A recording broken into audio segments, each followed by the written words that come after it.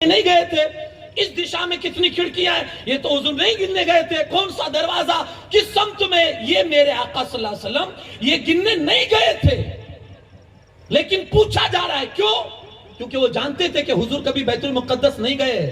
اگر یہ سب ساری چیزیں نہیں بتائیں گے تو اس کا مطلب حضور جھوٹ بول رہے ہیں، معاذ اللہ۔ لیکن میرے مصطفیٰ وہ نہیں جانتے تھے کہ اللہ نے علم غیب عطا فرمایا ہے۔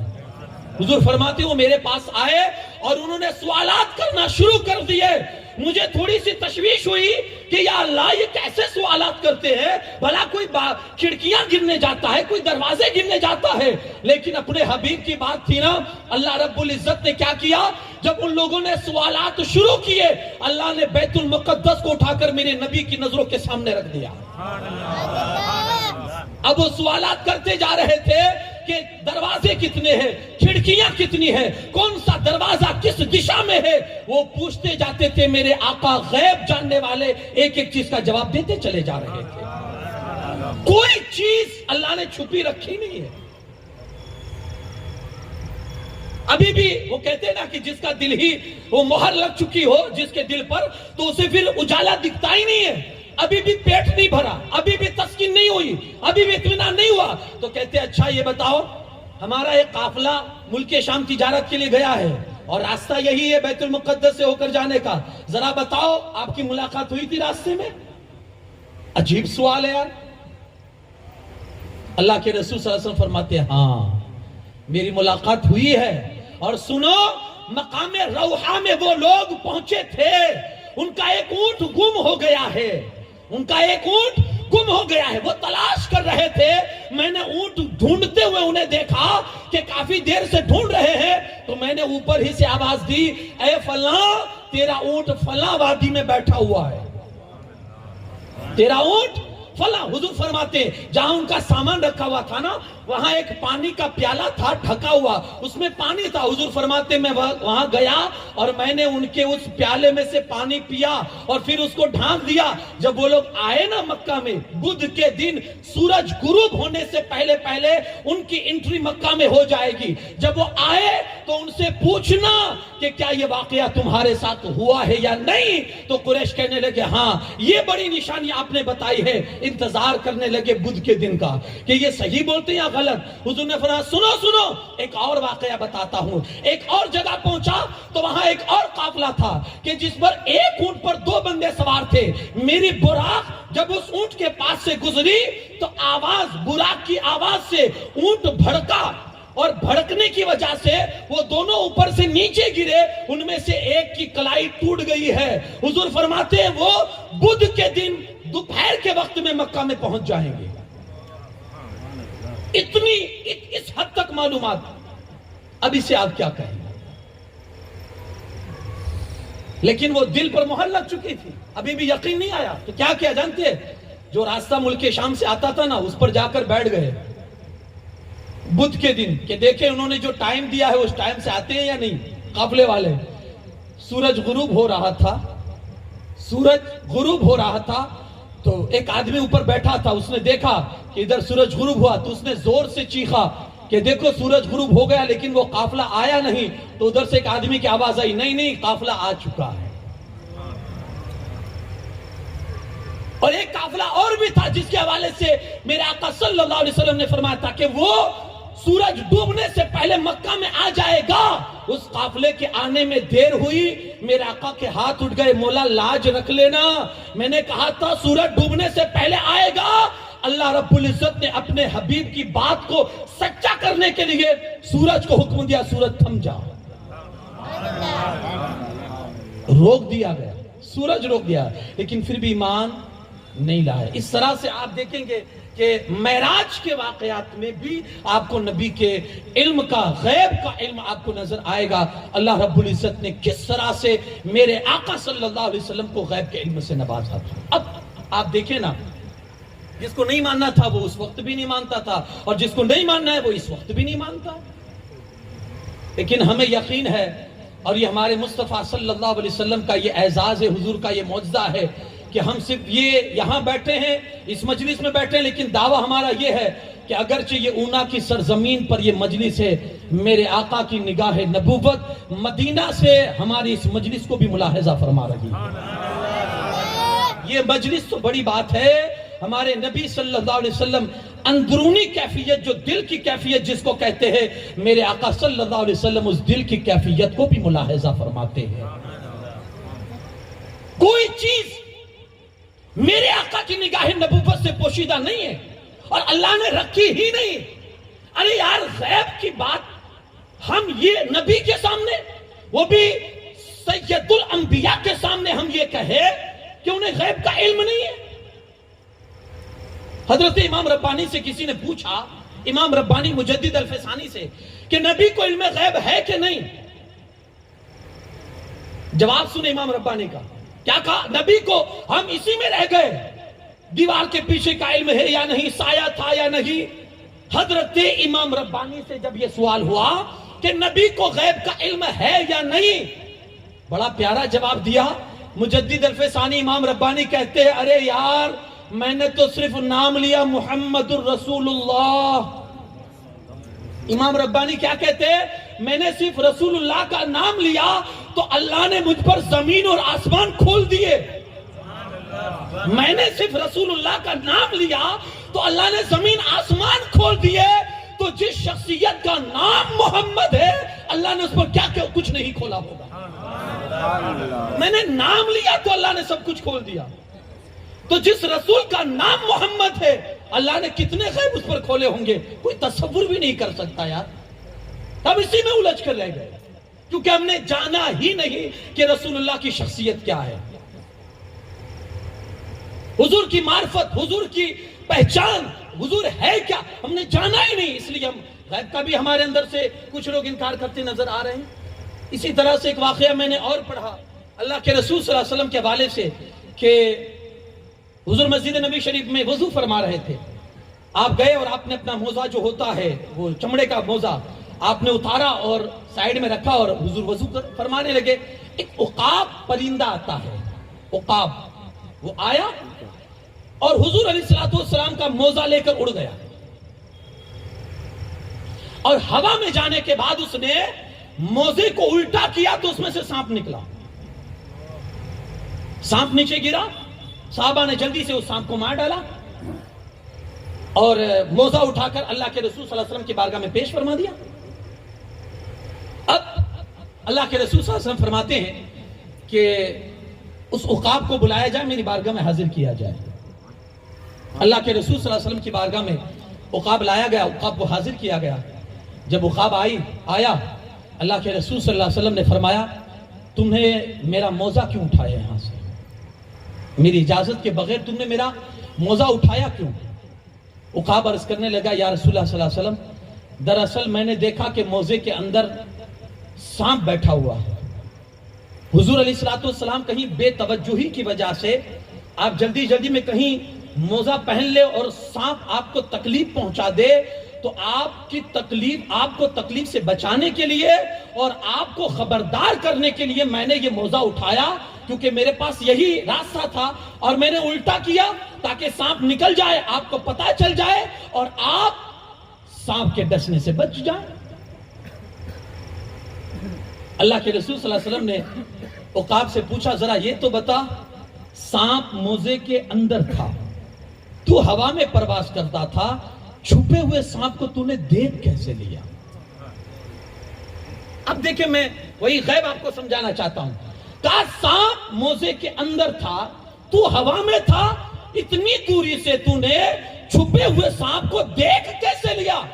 تو وہ عقاب جو پرندہ تھا عرض کرنے لگا، یا رسول اللہ صلی اللہ علیہ وسلم، جب میں یہاں سے گزرا نا تو میں نے دیکھا کہ آپ کے سر انور سے آسمان تک ایک نور کی تجلی ہے۔ آپ کے سر انور سے لے کر آسمان تک ایک نور کی تجلی ہے۔ جب میں اس نور کے اندر گھسا، جب میں اس نور کے اندر پہنچا تو اللہ رب العزت نے مجھ پر 14 طبق کو روشن کر دیا اور اسی روشنی میں نے چھپے ہوئے سانپ کو دیکھ لیا۔ میرے بھائی، حضور کے جلووں سے نکلنے والی جو کرنیں ہیں، جب وہ کسی پرندے پہ پڑ جاتی ہے تو وہ پرندے کو غیب کا علم ہو جاتا ہے، میرے مصطفیٰ کو غیب کا کتنا علم حاصل رہا ہو۔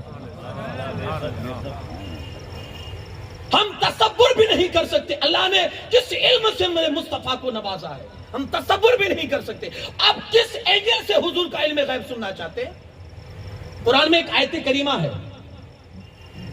اس آیت کو لے کر اکثر لوگ یہ کہتے ہیں کہ دیکھو اللہ رب العزت خود کہتا ہے کہ یہ 5 چیزوں کا علم اللہ کے سوا کسی کو نہیں۔ ہم بھی کہتے ہیں علم 2 پرکار کے، ایک ذاتی، ایک عطائی۔ علماء فرماتے ہیں علم 2 طرح کے، ایک ذاتی، ایک عطائی۔ ذاتی علم اللہ کا، اس نے کسی کے پاس نہیں پڑھا، اس کا اپنا خود کا ہے، اور جو نبی کو وہ دیتا ہے وہ عطائی علم ہے، اللہ نے دیا تو نبی کو حاصل ہوا۔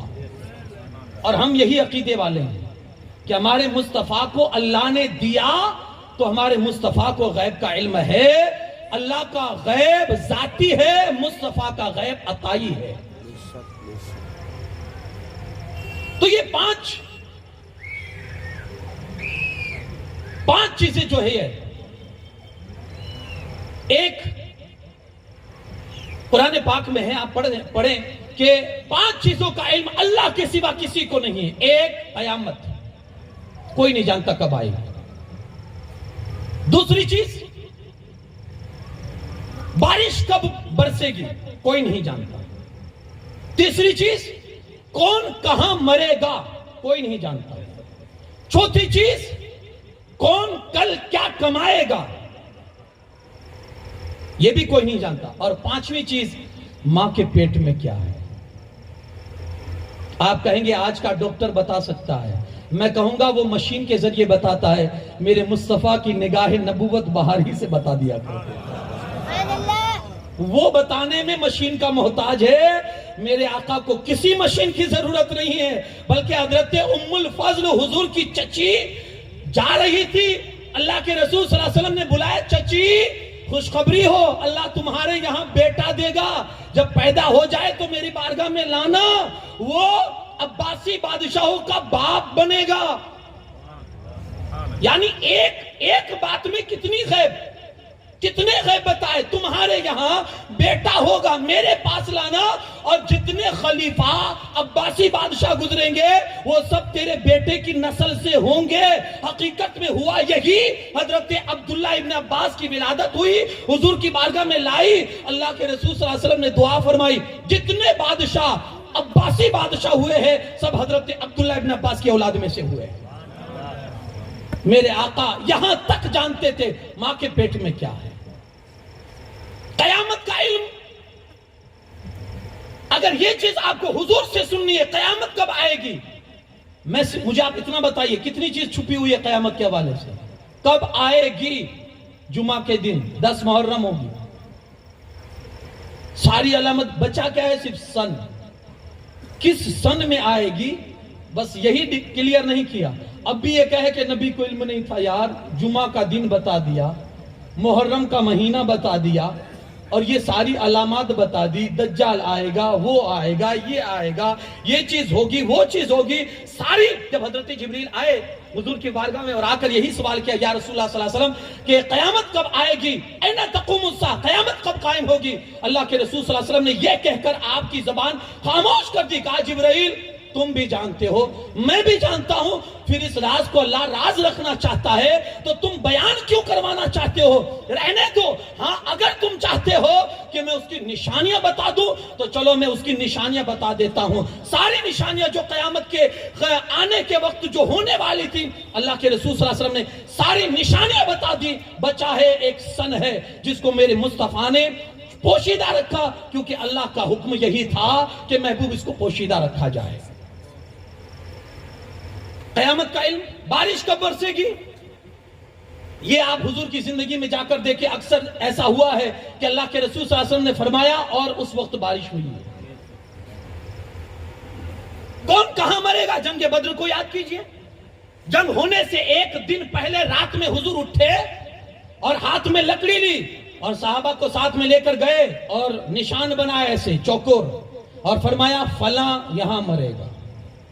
جنگ ہوئی نہیں ہے، پتا بھی نہیں ہے کہ جنگ ہوگی یا نہیں، لیکن میرے مصطفیٰ صلی اللہ علیہ وسلم کا علم غیب دیکھے، کون کہاں بندہ مرے گا یہ میرے آقا جانتے ہیں. اٹھے نشان بنا دیے, کہا یہ یہاں مرے گا, ابو جہل یہاں مرے گا, یہ یہاں مرے گا. صحابہ کہتے ہیں خدا کی قسم جب جنگ ختم ہو گئی, جہاں مصطفیٰ کریم صلی اللہ علیہ وسلم نے جس بندے کے لیے دائرہ بنا دیا تھا, ہم نے دیکھا کہ اس کی موت اسی دائرے کے اندر ہوئی تھی. اس سے بڑھ کر بھی کوئی غیب ہو سکتا؟ کون کل کیا کرنے والا ہے؟ آپ جائیں نا حضور کی زندگی پاک کو پڑھیں گے, طویل گفتگو ہے کہ کون کب کیا کمائے گا, کون کہاں مرے گا, ماں کے پیٹ میں کیا ہے, قیامت کب آئے گی, بارش کب برسے گی. ساری چیزوں کو ڈیٹیل وائز میرے مصطفیٰ کریم صلی اللہ علیہ وسلم نے اپنی زندگی پاک میں بیان. اب کیا چھپا ہے؟ بلکہ میں عرض کروں, قرآن پاک میں آپ پڑھتے ہوں گے, پڑھنے کے شوقین ہوں گے تو آپ اس میں دیکھیں گے کچھ الفاظ ایسے ہیں جن کے معنی ہم کو نہیں پتا, اور کسی ترجمہ میں اس کے معنی لکھے نہیں گئے. الف لام میم, کسی نے آج تک اس کی تشریح نہیں کی, تفسیر نہیں کی اس کا مطلب کیا ہوتا ہے, کیونکہ کوئی جانتا ہی نہیں.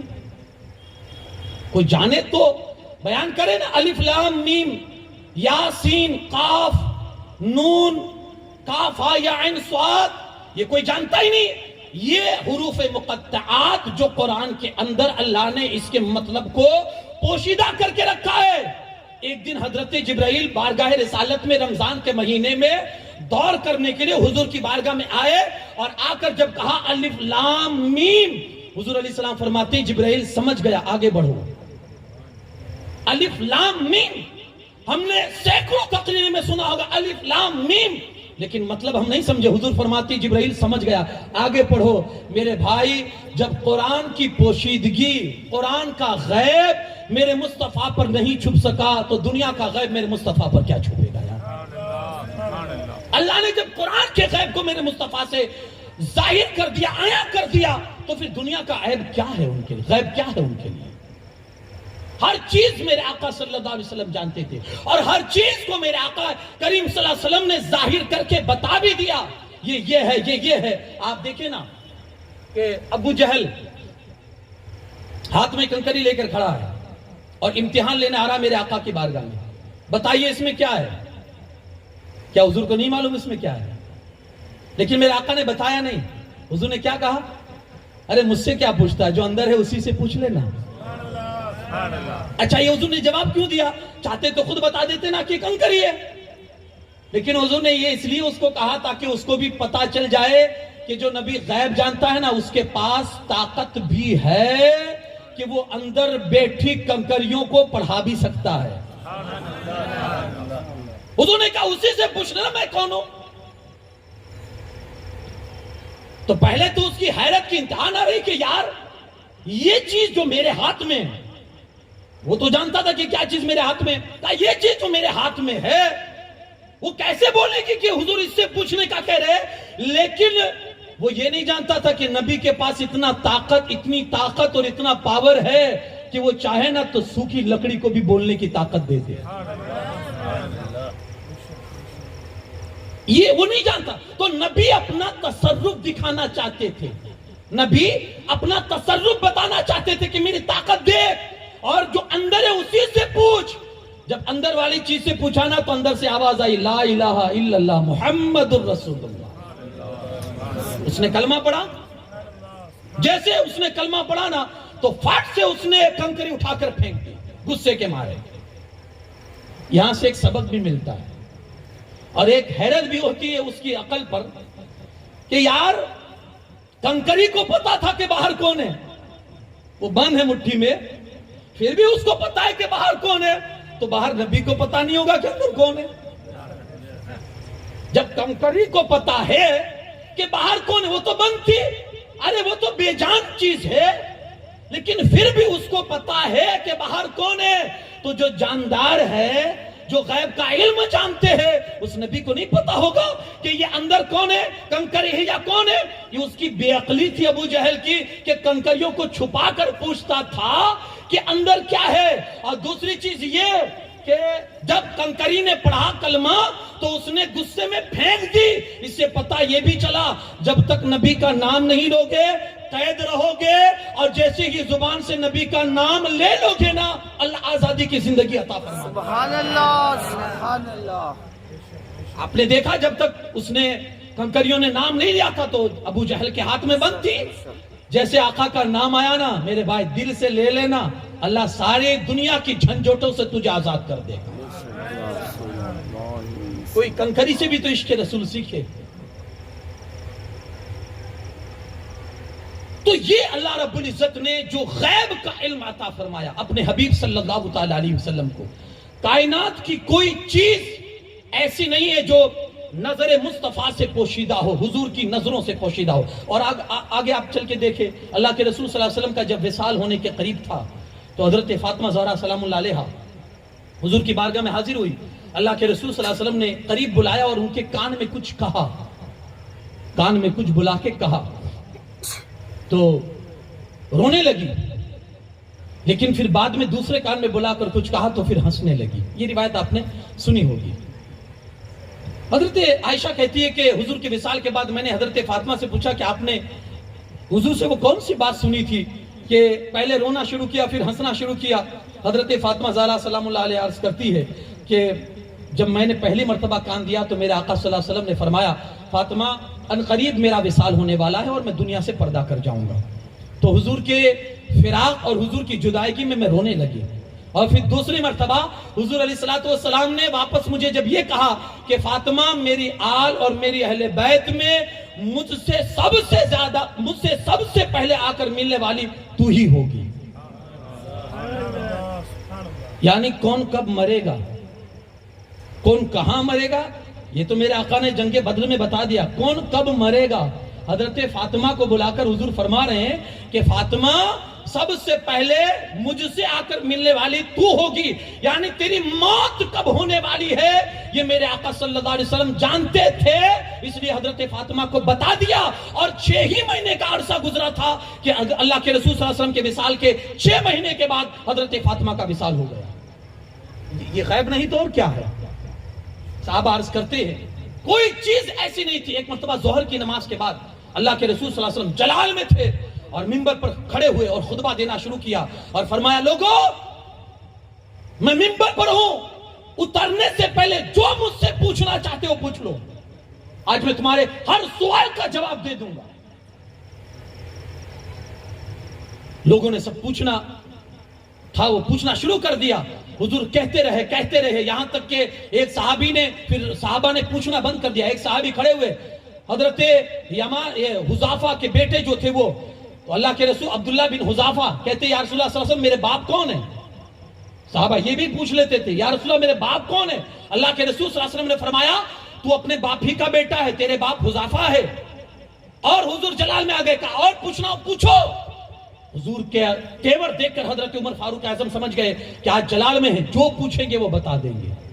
سامنے آ کر ہاتھ جوڑ کر کھڑے ہو گئے, عرض کرتے یا رسول اللہ صلی اللہ علیہ وسلم ہم اللہ کے رب ہونے پر, اسلام کے دین ہونے پر اور آپ کے رسول ہونے پر ہم خوش ہیں, ہمیں اور کچھ نہیں چاہیے. جب یہ کہا تو اللہ کے رسول صلی اللہ علیہ وسلم فرماتے ہیں خدا کی قسم آج اگر مجھ سے تم زمین ہی نہیں کائنات کی ہر چیز کے بارے میں پوچھ لیتے تو آج میں تمہیں ہر چیز کے بارے میں بتانے کے لیے تیار تھا.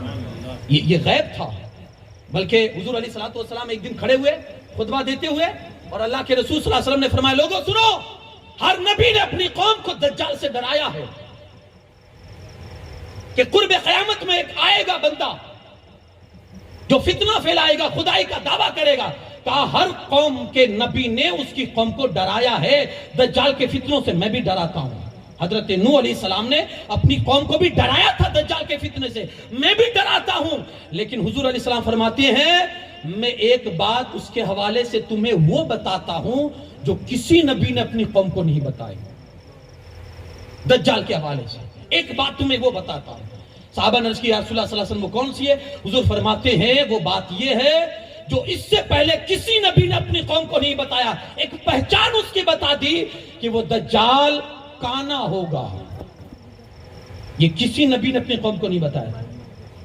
اس کی ایک آنکھ ہوگی, اس کی پیشانی پر کاف فے اور رے, یہ لکھا ہوگا اور اس کی یہ نشانی ہوگی. اللہ کے رسول صلی اللہ علیہ وسلم نے یہاں تک کلیئر کر کے بتا دیا. اب اس کے علاوہ کیا فائدہ ہے؟ حضرت مولا علی کرم اللہ تعالی وجہ الکریم ایک مرتبہ بیٹھے تھے. اللہ کے رسول صلی اللہ علیہ وسلم نے فرمایا علی اس امت کا سب سے بڑا ظالم اور بدبخت بندہ وہ تھا جس نے اللہ کی نشانی حضرت صالح علیہ السلام کی اٹھنی کو قتل کیا تھا. اور اس امت کا حضور فرماتے اس امت کا سب سے بڑا بدبخت بندہ وہ ہوگا علی جو تمہیں شہید کرے گا. اور وہ بندہ تھا عبد الرحمن ابن ملجم. اس بدبخت نے حضرت علی کو نماز کی حالت میں آپ کی پیشانی پر وار کیا. حضور علیہ السلام نے جو کچھ بتایا تھا وہ لوگوں نے اپنی نظروں سے دیکھا. یہ غیب نہیں تو اور کیا ہے. ہر چیز اللہ کے رسول صلی اللہ علیہ وسلم نے کائنات میں جو کچھ ہونے والا تھا. ارے حضور جب بیٹھ جاتے تو صرف کائنات کی بات نہیں بلکہ حضور جنت اور دوزخ کو بھی بتا ڈالتے تھے. یہ بندہ یہ ہے, یہ بندہ یہ ہے. جب معراج میں گئے حضرت بلال حبشی سے آنے کے بعد حضرت بلال حبشی سے پوچھا بلال کیا وجہ ہے تمہارے قدموں کی آہٹ میں نے جنت میں محسوس کی ہے؟ یہ کون نبی ہے؟ یعنی آواز سنتے ہیں.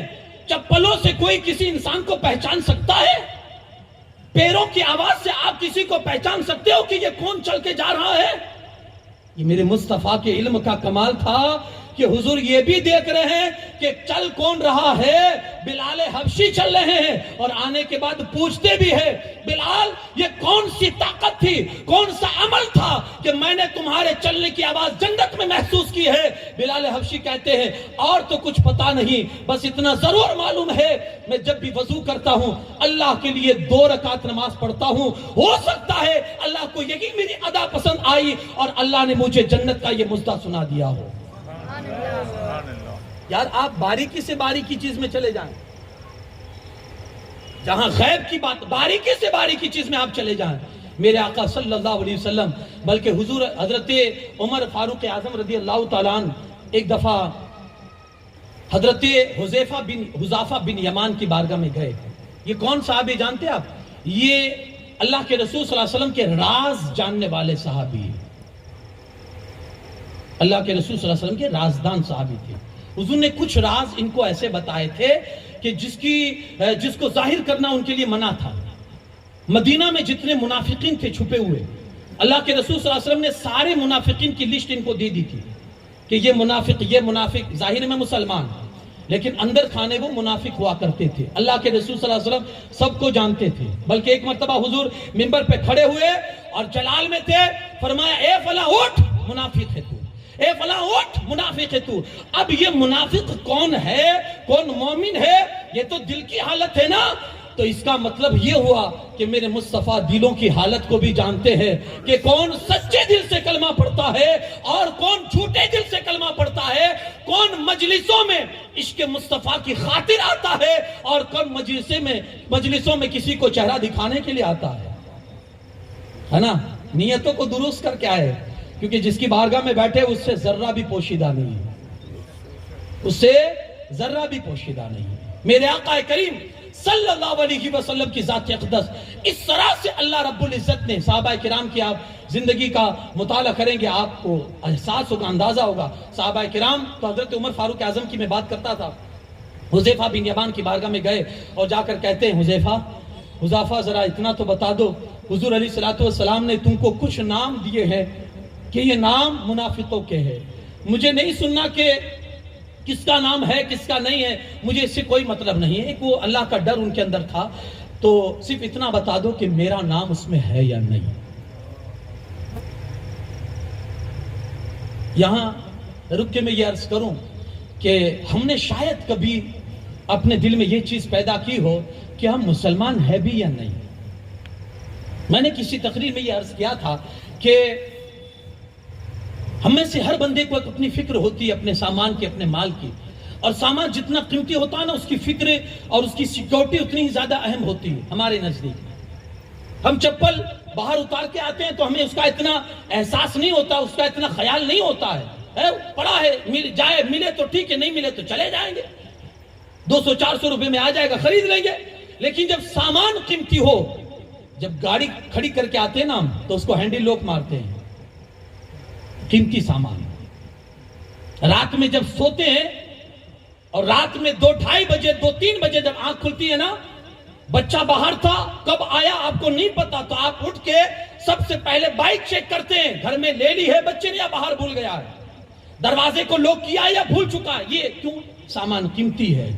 آپ کی آنکھ کبھی رات میں کھلی ہو، کبھی احساس آپ کے اندر آیا کہ میں اس وقت سویا ہوا ہوں، پتہ نہیں صبح اٹھوں گا یا نہیں، اللہ نے جو ایمان دیا تھا وہ ہے بھی یا چلا گیا؟ کسی کے پاس کوئی ایگریمنٹ نہیں ہے، جی ہاں، کہ وہ مومن پیدا ہوا ہے مومن ہی مرے گا. ہے کوئی جو ایک گارنٹی کے ساتھ یہ کہہ سکتا؟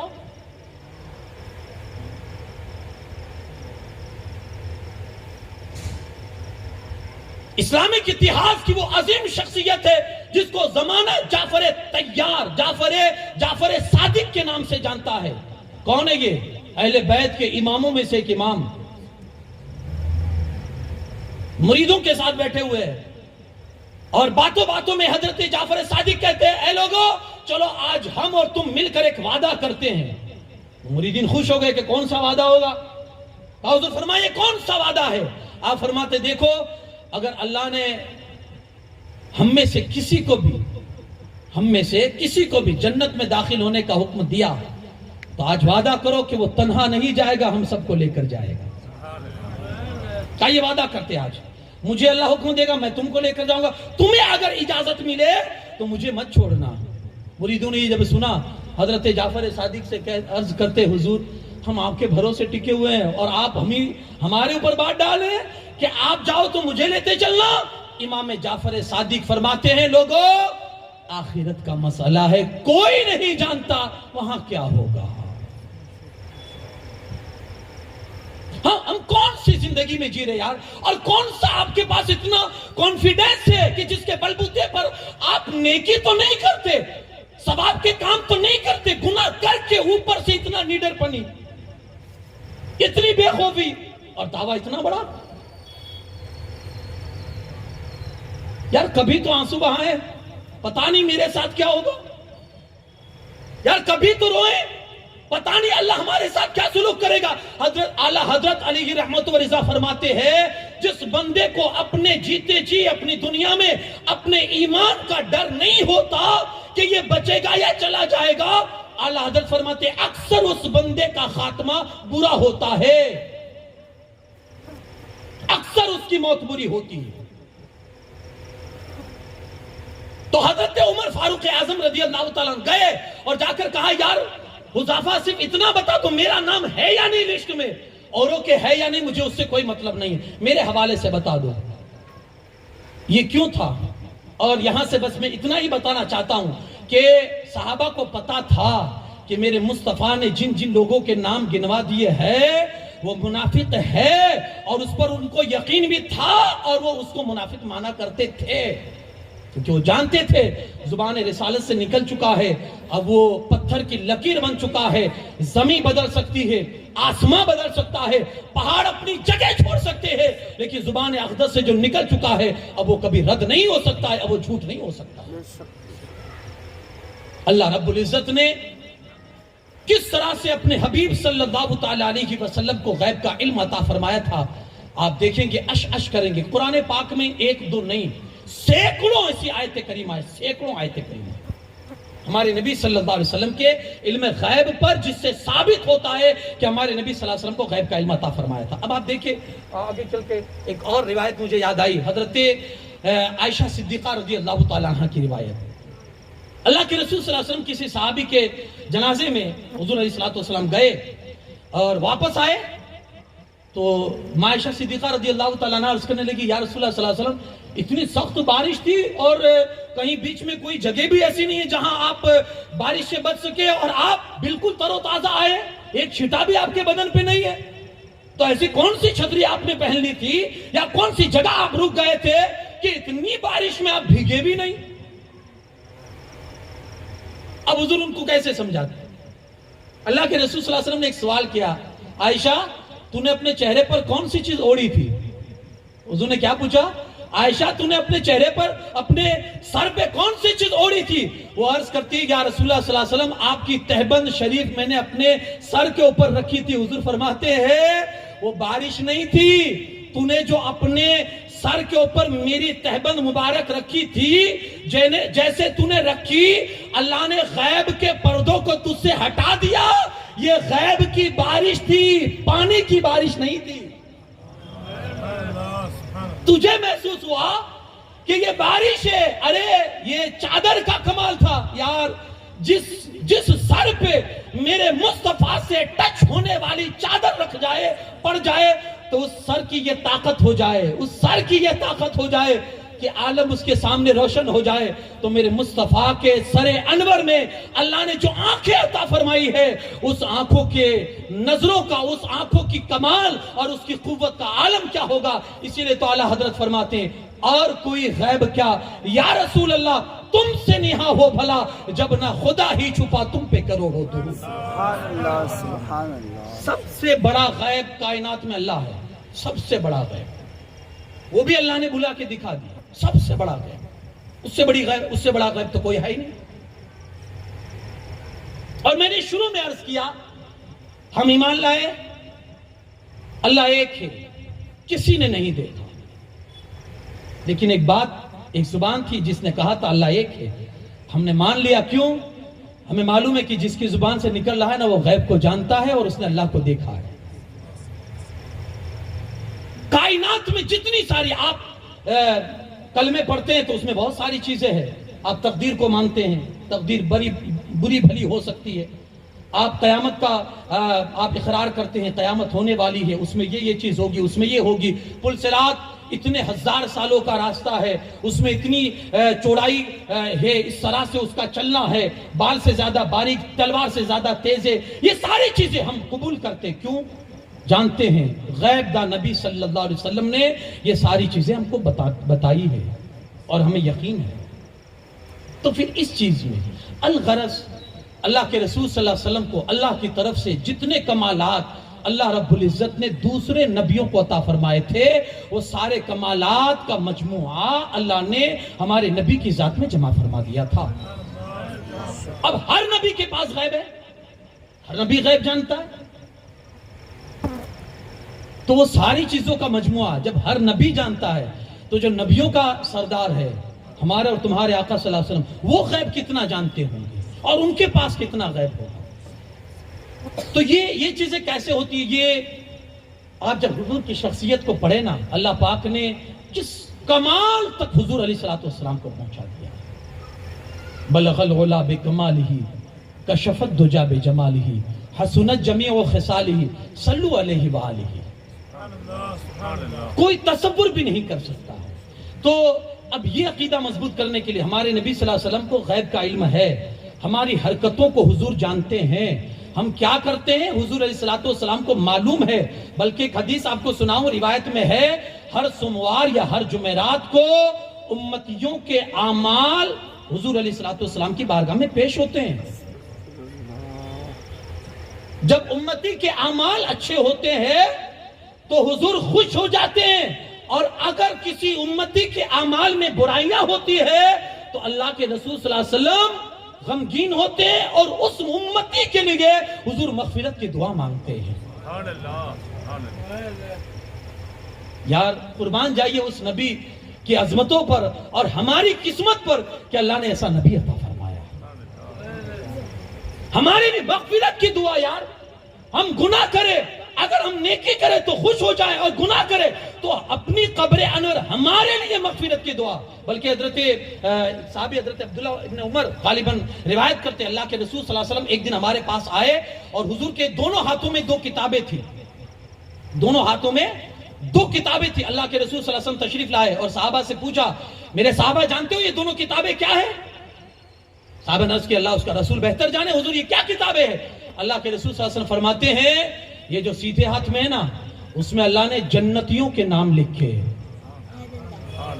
ان کے باپ داداؤں کے ساتھ، ان کے قبیلوں کے ساتھ، ان کے جگہوں کے ساتھ کہاں کا رہنے والا، کس قبیلے سے تعلق رکھتا ہے، اس کے باپ کا نام کیا ہے، یہ ساری ڈیٹیل کے ساتھ اللہ نے اس کتاب میں جنتیوں کے نام لکھے ہیں۔ آگے حضور فرماتے ہیں نیچے ٹوٹل بھی مارا ہوا ہے کہ اتنے ہیں، اور حضور فرماتے ہیں یہ گنتی پوری ہو چکی ہے، قیامت تک نہ اب اس میں سے ایک آدمی کو بھی نکالا جائے گا، نہ ایک آدمی کو اس میں داخل کیا جائے گا، اتنی اس حد تک غیب۔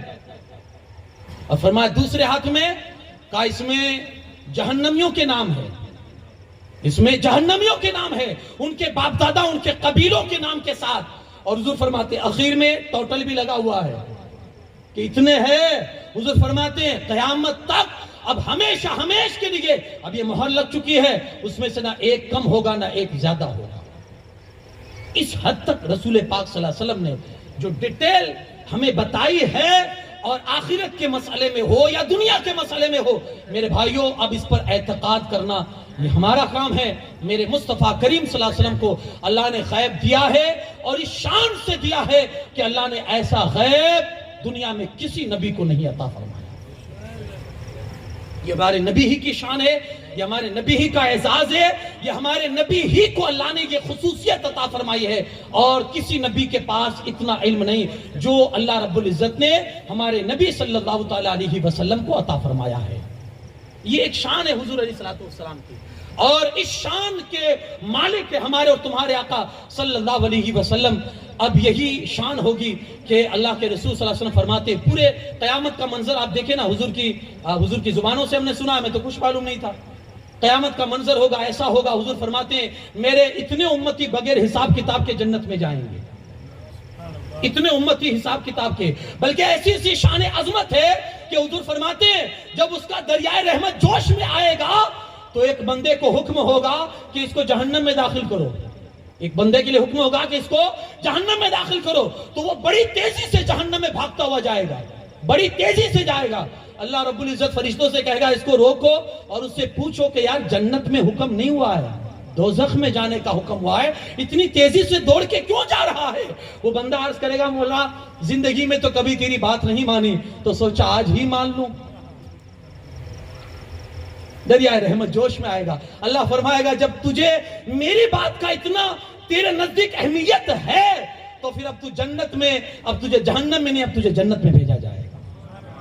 یہ باتیں ہم تک کیسے پہنچ؟ ایک بندے کو حکم ہوگا اس کو فرشتے پکڑ کے لے جاؤ دوزخ میں، تو دو فرشتے پکڑ کے لے جا رہے ہوں گے، بار بار مڑ کے اللہ رب العزت کی طرف دیکھے گا، بار بار مڑ کے دیکھے گا۔ فرشتوں سے اللہ فرمائے گا اسے روکو اور پوچھو کہ یہ بار بار ہماری طرف مڑ کے کیا دیکھتا ہے، جب حکم ہو چکا تو جائے۔ وہ بندہ عرض کرے گا مولا میں یہ بار بار اس لیے دیکھتا ہوں کہ دل میں آتا ہے کہ شاید تیرا حکم بدل جائے، تیری رحمت کو جوش آ جائے۔